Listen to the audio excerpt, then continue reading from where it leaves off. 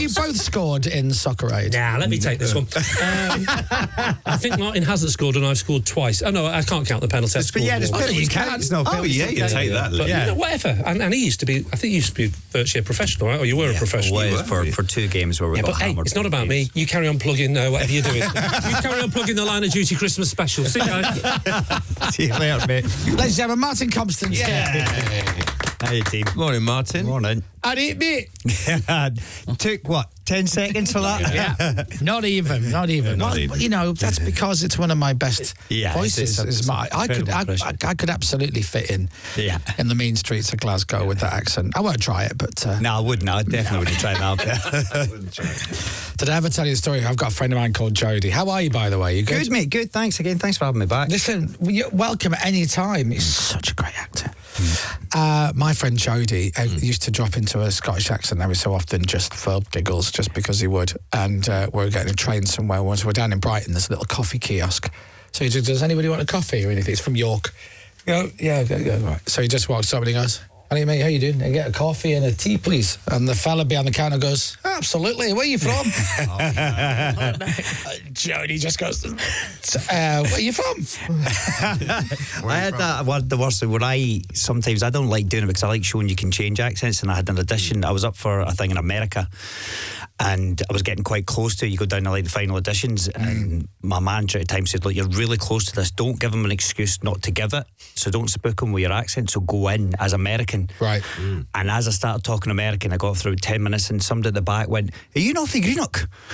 And I went, "Oh no, man." And then I just panicked because I didn't know which one to go on, and I just crumbled, fell to absolute pieces. No, I'm not. I don't know what you're talking about. But you shared with somebody, because you get to these meetings, there's then about 10 producers come in, and one of them happened to be Scottish, and just called me out, man. And yeah, needless to say, I didn't get a part. Whoa! The chances. See, but I'd be more impressed. That's the thing.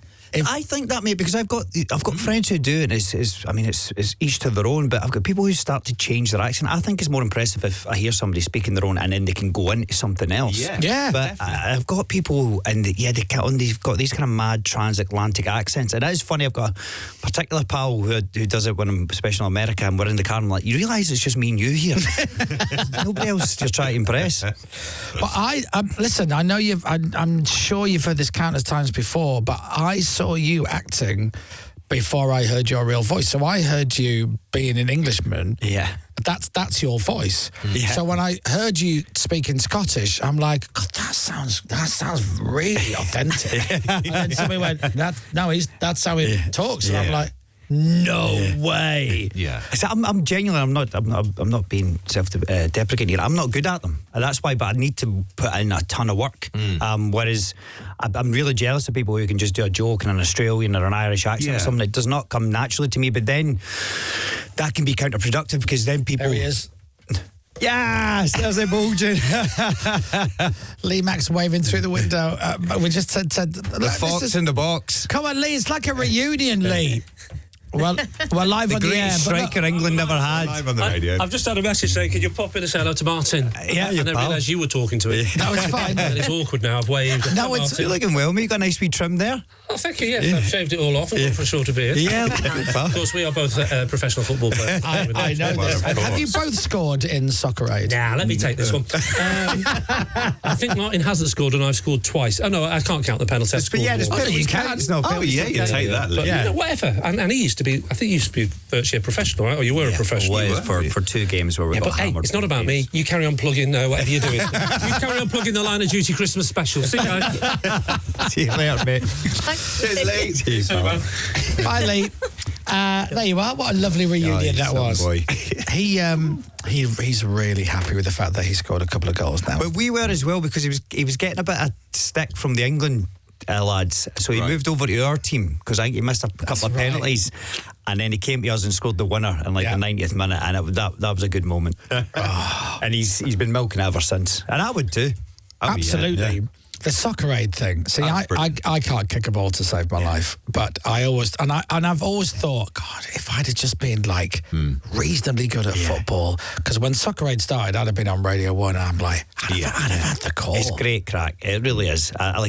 Even the days leading up to it, for somebody, if you like football, like you're having a kickabout with Del Piero. Oh no, it's that's amazing, wild. isn't It's wild. Yeah. Are you friends now with any of the pros that you've met through Soccer Aid? Yeah, a few of them. I stayed pretty good touch with Keno. Robbie's a good lad. Aye. That's cool. Robbie's, but most of them are great. Darren Fletcher, but honestly, the patience they've got with us, and they need to have a lot of patience Yeah. because. Like even basic stuff can go wrong for them sometimes, and it can be frustrating. But no, they're really. I've got one great picture with me in the middle. I got on the booze with Bobby Carlos and Cafu, and it was just, and it was mad. And it was me, him, and me and Tom Grennan and their interpreter, and we just sat. He's sitting. Bobby's got a big cigar, his whiskey, just talking about winning World Cups after World Cups. Amazing. And just moments like that are just priceless. Because if you think about it, if it was flipped the other way around, Yeah. All right, now I'm going to look into the whites of your eyes when I say this. You imagine there was some weird scenario where, for charity, footballers were acting in things, and you had You know what, to. there might be something in that. Oh, I don't know. Yeah, that's. Oh, it could be a car crash. That Yeah, Martin. that'd be good. It'd be good viewing. Well, yeah, for all the wrong reasons, maybe. You know what, actually, but I think you might be onto something. We could do a wee spin off before it. That could be good crack.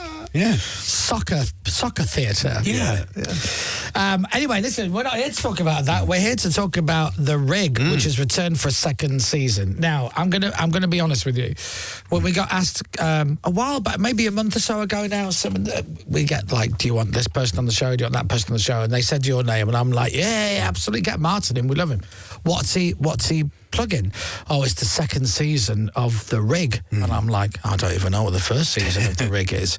So I watched the trailer for season 1, and I'm like, I watched the first 10, 15 seconds of it, and then I switched it off and thought, I'll watch this. Yeah. But I don't want to know any more about it. Well, 'Cause I I wanna shouldn't watch really be here then. Well, no. Well, they started playing the trailer for season 2, and I'm like, no. Switch it off. I don't want to watch it. So I literally saw 15 seconds, and I thought, this seems like a bit of me.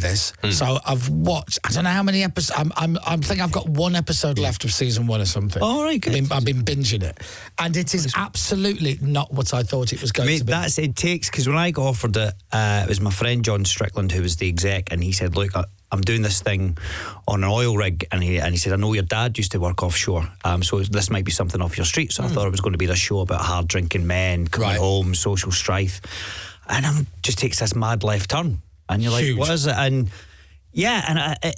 it just goes somewhere completely unexpected. And the brilliant Mark Bonner has got a great line in the first series, like, I think it's, if we keep punching it holes in the earth, eventually it's going to punch back. And it's that kind of, and with all that stuff, there is the sort of climate change message and all that. It's a climate change thriller, if that's a thing. But I think with all that stuff, just make it entertaining first.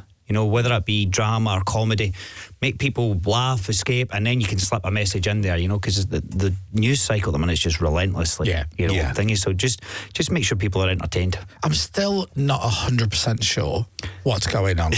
I'm really honest. I don't think we are either. Because I'm going to give a slight spoiler, but absolutely watch it. It's on Prime Video, and the new season comes out on the 2nd of January.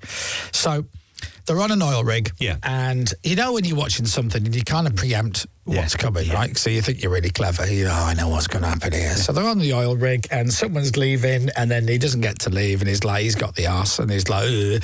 And then there's a problem with the helicopter. It's not going to come and pick people up, and so they've all got to stay on the rig for a bit, and they're all really annoyed. And I'm like, okay, fine, what's this going to happen here? This is great. And then some weird thing happens, and then somebody gets injured. I'm going to try and tell it without giving too much away. Yeah. And then he's all right. Actually, he's not that bad. He's badly injured, really badly injured. But no, he's not badly injured at all. He's fine. And then it starts to kind of turn a bit, and I'm like, wait, hold on, because I thought it was going to be like pirates or something like that, and it's not pirates. But I can't also really tell you what it is because I don't really know. Yeah, it's an ancient being. I think that's the way we've woken something up. Yeah. Very weird. Yeah, it is. I mean, it's not what I expected, but it's nice to be on something as well, original, because everything. Our industry's in a bit of a tough spot at the minute, but everybody seems to be remaking something, or it's a prequel or something. So to be on something completely original, and also to be on something in Scotland with massive ambition. You know, because it starts as this little Scottish story, then becomes this sort of global sort of impact of it. So it's been great, and being able to work in Edinburgh and work at home and have the crack. Honestly, it's been one of my favourite jobs I've ever done. And there's some great talent in it. There's some really good acting talent. And again, I'm going to be really honest. There's people in it, and I'm like, they're really, really familiar. Who's that? I don't know their name in real life, and I can't really tell you what they've been. And all of a sudden I go, they're in the man with the thing. Yeah. That's him.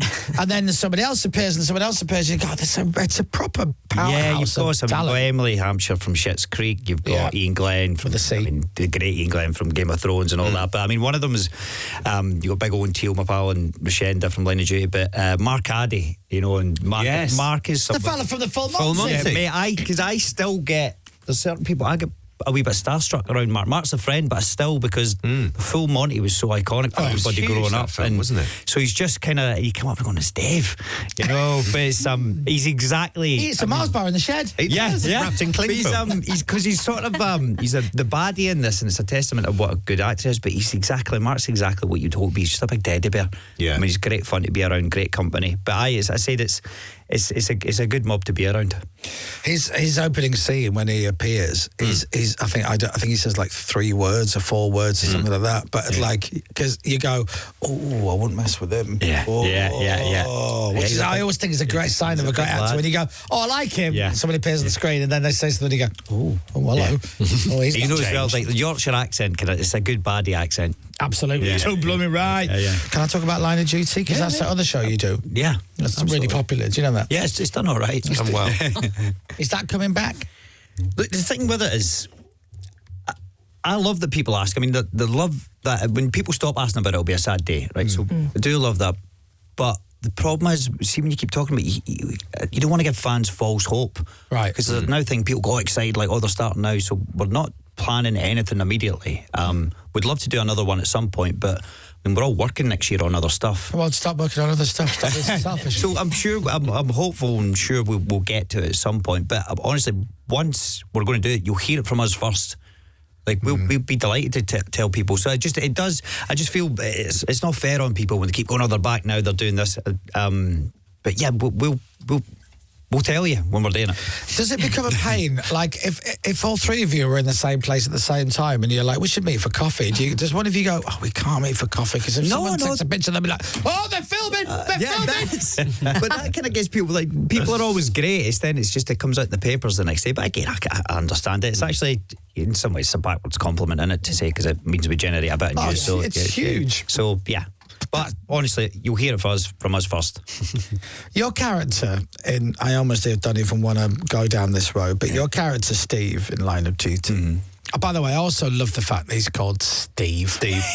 Because he's not really much of a Steve, but he's actually called Steve. But he thinks he's a Steve. Yeah. Steve's accent. Yeah. Estuary, I would say. It's not based on our boss, is it? No, it's You. Oh, that's the rumour we've heard, isn't it? Yeah. I don't know. Somebody told us Matt that. Devison. Yeah. No, it's definitely not bad. I mean, it's not based on Devil, but I'd listened to Devil. But no, because I'd started it before I met Matt. A bit of it based on Nick Leeson. Oh, right. Yeah, okay. yeah. The Rogue Trader. Yeah. Based a bit of it on him. Not, again, you kind of find your own voice. You basically steal a lot of it. But it was kind of him because he was a sort of clever guy with a bit of a chip on his shoulder. Was he Watford way? Was he? I think he was. I mean, I didn't even really go that in. I just what I'll do is, because I did a Stoke accent for a Northern Soul film I did back in the day. So I used to listen to Robbie Williams in the morning before going to work. And I'd listen to Nick Leeson before I go to work for Ring. It's just to tune you in, but it could be anybody. I mean, it could be Dermot Leary or Matt Morgan or, anybody. What was the Stoke accent for? Soul Boy. That's a tricky accent. It is, because I lived in Stoke for a year. That Stoke's it's an interesting place. Yeah. But yeah, it was a great. I'm really proud of that job with Felicity Jones, who's went on to have a wonderful career, and Alfie Allen, but yeah, I mean, and the music. I mean, I fell in love with the music, and that is. I mean, I'm still a Northern Soul fanatic. But it is the worst the dance-off in film history. and it's a great film. Like, I'm genuinely really proud of it. The music's great, the story's great, and then we get to this big dance-off between me and my big pal Craig Parkinson from who was the caddy in Line of Duty, and yeah, it's not great. Actually, no, everyone's running to watch that. Yeah, you need to watch it. I did pull off a backflip at one point, but none of us were just good though. But these guys, because they are the way these people dance, you know, they're incredible to watch when you watch the old videos of the Wigan Casino and all that stuff. You know, they're so good. Oh, there you are. Look at that. Look at that red vest. Wow. Yeah. This was what, a year ago? A year and a half? Look at that. We're just watching some footage for those of you just listening. But yeah, so Martin, so did you live with our boss, Matt Devison? Were you in a Matt lived with me. So we lived with Gordon Smart. So Gordon put me up, and then Matt, I think Gordon used to have a show on here, and I think Matt was his producer, and then Gordon moved back to Scotland. So then Devo moved in then, yeah. Right. But we had good crack, man. We had a good laugh. Did you say, well, you were already doing Line of Duty at that point? I think so, yeah. Wow. But I would have definitely, and Matt was in the house, I'd have been tuning in. But even like, I said with great, Big Tom Davis, and when I first came down, because I was doing a film called Piggy, and then I went in for the audition for Line of Duty, and I was sleeping on Tom's couch, Neil Maskell and Tom Davis's couch. So I was listening to it, and they're two proper London boys. So at the start, Steve was probably a bit more thing, and then I kind of refined it. Yeah. I was just trying to tune it them, because like Cockney and London lads, they are the greatest storytellers. It's that kind of Billy Connolly thing. You don't even need the punchline. You know, I can listen to them for hours, you know. What a life you lead. Look at you. What a life. What's the plan for Christmas?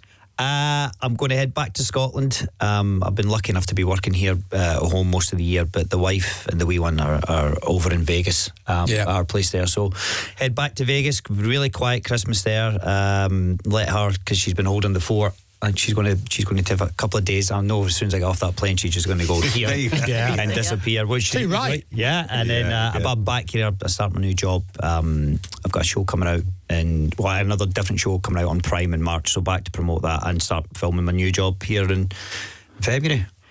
Wow. So Prime have got you, haven't they, by the ankles? Yeah, but honestly, I'm really... What, did you not pay your bill? Were you jumping on someone else's subscription? But it's them. We got you. Well, I see for the amount my wife orders off Amazon, you don't get an idea. But I'm really grateful to Prime, and I know that sounds people go, because it employ me, but the amount they've invested in Scotland, like they've kind of created a wee industry up there with that huge studio in Leith. It seems job after job, and then just the next one I've got is filmed in Glasgow. So the investment they've made up there has been brilliant. Oh, it's such a lovely thing that as your acting career really, really, really starts to proper incline and you move to America, that all the work goes to Scotland. Listen, love and see you. Have a great Christmas. Same to you, pal. Everybody check out The Rig Season 2, and if you haven't seen any of it yet, start watching it again, because it's on Amazon Prime now, and the new season starts in January. Ladies and gentlemen, Mr. Martin Compston. Yeah, thank you, team. Have a lovely Christmas. Happy Christmas. Round of applause. There it goes. Look at that. Radio X.